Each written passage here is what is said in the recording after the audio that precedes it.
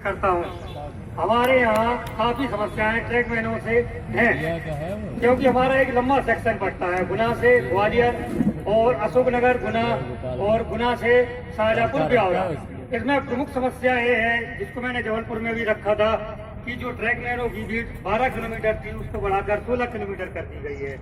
जहाँ पे मैंने शिवपुरी एडीएम द्वारा तो 12 किलोमीटर करा ली गई है, परंतु हमारे शाहजहाँपुर और गुना में शाहजहाँपुर, गुना, विदिशा और कई जगह पे कर्मचारियों से 16 किलोमीटर का कार्य कराया जा रहा है, जो कि 12 किलोमीटर कराने के लिए हमने आश्वासन दिया है। इस बात के लिए मैं आशा करता हूँ माननीय आदरणीय भटनागर जी और समस्त पदाधिकारियों से कि उसको 12 किलोमीटर कराया जाए।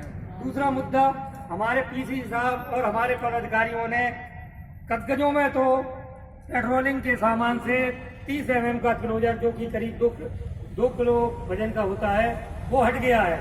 परंतु हकीकत बात यह है, उसको लेकर आज भी हमारे ट्रैकमैन साथी वजन हो रहे हैं, जबकि उस चीज की हमें जरूरत नहीं है।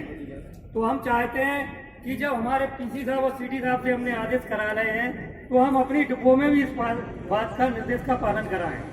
हमारे 2019 में आए हुए नए ट्रैकमैन कर्मचारियों को यूनिफॉर्म भत्ता हमारे ही मंडल में कई जगह मिल गया है, परंतु हमारे गुना, ग्वालियर, अशोकनगर, शाहजहाँपुर में उन कर्मचारियों को 2019 का यूनिफॉर्म भत्ता नहीं मिला है।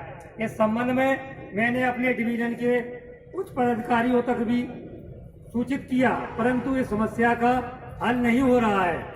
2019 में उन कर्मचारियों को सर्दी की जैकेट, बरसात के रेनकोट, पानी के लिए थर्मस इत्यादि सेफ्टी जूते का वितरण नहीं किया गया है। इस संबंध में भी मैंने पदाधिकारियों को ऊपर सूचित करा गया है, परंतु समस्या का हल नहीं हो रहा है। उसके बाद भी हमारे यहाँ पिछले 20 सालों से एडीएम शिवपुरी के अंतर्गत जो सीनियर टीम में गड़बड़ी चल रही थी, क्योंकि जो सीनियर टी का जो होता है वो कभी भी ट्रैकमैन को नहीं दिखाई जा रही थी। WCRMS में ज्वाइन करके मैंने ये पहला मुद्दा किया है, हर एक ट्रैकमैन तक सीनियर टी पहुंचाई है, परंतु आज भी सीनियर टी का मुद्दा हल नहीं हो पा रहा है। आदरणीय भटनागर जी द्वारा ट्रैकमैन को 4200 तक ले जाने का कार्य तो किया गया है, परंतु यहाँ पे जो रणनीति नीचे स्तर पे गलत है, क्योंकि जब तक हमारे ट्रैकमैन भाई 16 साल और 18 साल तक एक ही पद पे काम करेंगे, तो भाई उसको 2400-2800 कहाँ मिलेगी? जब 2400-2800 मिलेगी नहीं तो 4200 पे कहाँ पहुंचेगा वो? तो मैं ये चाहता हूँ कि उसको 3 बार मैंने सीनियर टी बनवा दी है, मगर वहाँ पे जो बैठे लोग हैं वो नहीं चाहते हैं कि यह मुद्दा हल हो। तो मैं चाहता हूँ कि ट्रैकमैन को भलाई के लिए वो स्पष्ट तरीके से संशोधन होना चाहिए।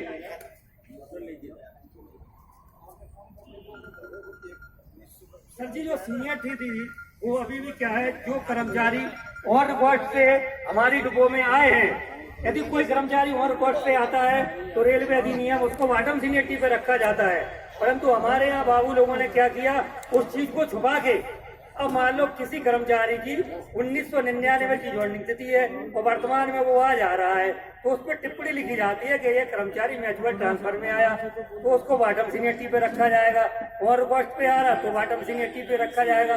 अब ये टिप्पणी को यदि आप छुपा दोगे तो 20 साल में उसे प्रमोशन तो 2 लिहाजा मिल ही जाएंगे, और जो कर्मचारी बेचारे 20 सालों से यहाँ डले हैं वो जूनियर 1900 पे रह जाएंगे। ये समस्या बहुत गंभीर थी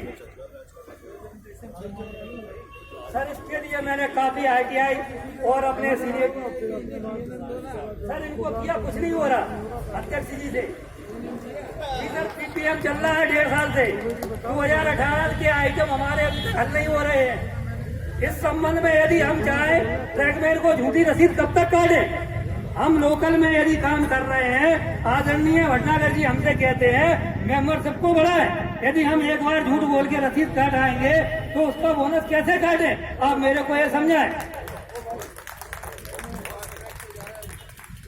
अच्छा और है मेरे, मैं बता रहा हूँ आपको, भोपाल मंडल में चाबीदारों का 2400 ग्रेड और 2800, मान लीजिए मेरा एडीएम शिवपुरी के यहाँ 95 आदमी है 2400 के, और हमारी पोस्ट 33 है, तो उसमें हम 1800 वालों को क्या भेजें? भाई हमारा 1800 का नया कर्मचारी है जाएगा, वो रन ओवर हो जाता है, भाई हमारा CRMS का एक आदमी कम होगा, हमारी अवहेलना तो ये हम सीआरएमएस की दक्षता को बढ़ाएं। यदि सीनियर आदमी जाएगा तो रेलवे का फायदा होगा, हमारी संस्था का भी फायदा होगा।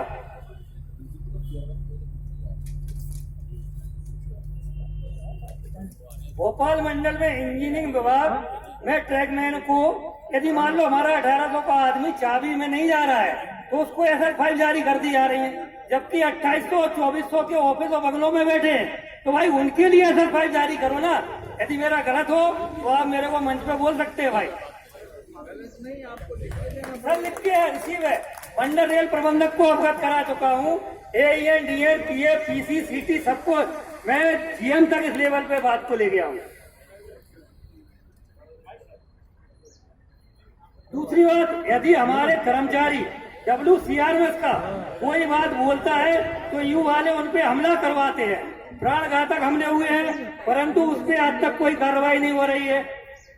उन पे पचफेरे चलवा दिए जाते हैं, 4 आदमी भिजवा के उसको मतलब खत्म करवाने के लिए करवाए जा रहे हैं। 2017-18 के जूते भत्ते का मामला पेंडिंग पड़ा है, मगर हमारे पदाधिकारी ऊपर वालों को कोई भनक नहीं पड़ रही है। हम सदस्यता कार्ड किस प्रकार बनाएं? डिवीजन में स्थानांतरों के मामले पड़े हुए हैं परंतु उन लोगों की कोई कार्रवाई नहीं है। इंटेक कोटा 2019 का भरा पड़ा हुआ है, जबकि प्रशासन ने हमें 10% कोटे परिवर्तन करने का वादा किया। 2019 का अभी तक कार्रवाई नहीं हुई है। कोटा मंडल के भरे गए ट्रैकमैन द्वारा विभागीय परिवर्तन 2019 के फॉर्मों पे आज तक कोई कार्रवाई नहीं है। मैं चाहता हूं पदाधिकारियों का उसका निष्कर्ष हो।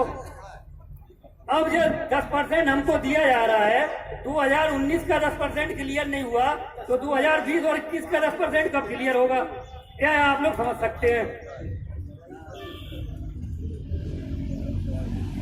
ADM सीपरी के यहाँ जो कर्मचारी हमारे 8 पास थे भाई वो बराबर काम कर रहे थे। उनका 2016 में सीआरएमएस ने आर्थिक प्रयास के बाद उनको बराबर वेतन के लिए 18 गेट का मुद्दा उठाया और उसके लिए प्रयास किया। अब मुद्दा तो हो गया है परंतु उनका भुगतान नहीं हो रहा है। उसके लिए निचले हम लोग ADN स्तर से कहां तक ए डिवीजन के पदाधिकारियों को बताया गया परंतु उनका भुगतान नहीं हो रहा है। एरियल का कब होगा यह आप लोग समझ सकते हैं। 2016 से 21 आ गई है। 2024 के प्रमोशन के लिए जिन कर्मचारियों के 12 WCRMS ने प्रयास करके प्रमोशन दिए गए उन लोगों के एरियल का भुगतान नहीं हो रहा है। जो रिश्वत दे के करीब 50-60 कर्मचारियों को मैंने अभी जांच में निकाले हैं, भाई 2 नंबर कर्मचारियों को एरियल मिल जा रहा है। जो हमारे कर्मचारी मिलना चाहिए उनका एरियल कब मिलेगा? हमको आप लोग शांति से इनकी बात सुनिए प्लीज। हमको एक ही जवाब मिलता है कि भाई आपका एरियल हमारे सीनियर DN के OS बाबू आदित्य सक्सेना जी कोविड में, भाई कब तक कोविड में रहेंगे वो?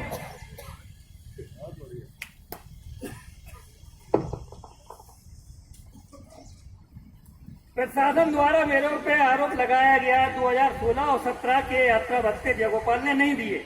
भाई मैंने जब यात्रा भत्ते दिए नहीं है प्रशासन को तो मेरे ऊपर आप SF फाइल जारी कीजिए। भाई मेरे पास प्रशासन की रिसीव है, मैं चार्जशीट से नहीं जाता हूँ।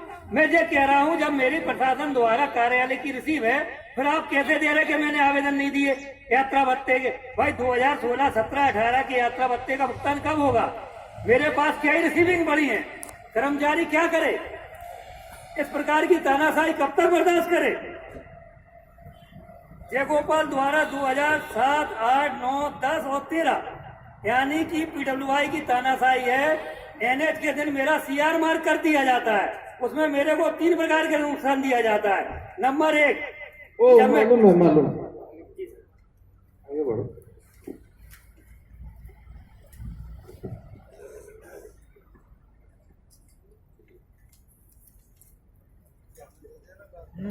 जी सर, मैं यही आशा चाहता हूँ कि हमारे जो भी काम पेंडिंग पड़े हैं वो लिहाजा सीधे पूर्ण किए जाए। और आदरणीय भटना जी का जैसे कि हमको मार्गदर्शन और प्रेरणा मिलती है कि हम अधिक से अधिक मात्रा में पर डे हर एक कर्मचारी की समस्या हल करने का निर्णय लें। और अपना कम से कम 100 में से 99% सदस्यता काटने के लिए निर्णय रख लें। तो मैं आशा करता हूं कि जब हम समस्या का हल करेंगे तो हमारे साथ सभी आदमी जरूर जुड़ेंगे। जय हिंद, जय भारत।